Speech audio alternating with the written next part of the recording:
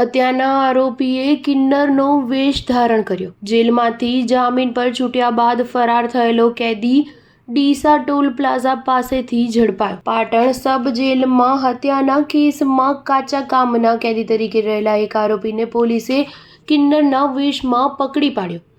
પાટણ જિલ્લાના રાધનપુર તાલુકાના પ્રેમનગર ગામનો ચંદ્રશેખર નરેશભાઈ ઠાકોરને હાઈકોર્ટના આદેશ મુજબ 19 જુલાઈ 2024ના રોજ 10 દિવસ માટે વચગાળાના જામીન મળ્યા હતા. આરોપીએ 30 જુલાઈ 2024ના રોજ જેલમાં હાજર થવાનું હતું, જો કે તે હાજર ન થતાં ફરાર થઈ ગયો હતો. પેરોલ ફ્લો સ્ક્વોડને બાતમી મળી કે આરોપી પોતાની ઓળખ છુપાવવા કિન્નરનો વેશ ધારણ કરીને પ્રિયંકા માસીના નામે વિવિધ ટોલ નાકા પર ફરી રહ્યો છે. ત્યારે બાતમીના આધારે પોલીસે ડીસાના કંસારી ટોલ પ્લાઝા પાસેથી કોર્ડન કરીને આરોપીને કિન્નરના વેશમાં પકડી પાડ્યો હતો. પોલીસે તેની ધરપકડ કરી તેને ફરી સબ જેલમાં મોકલી આપ્યો છે. Star news 7 Patan.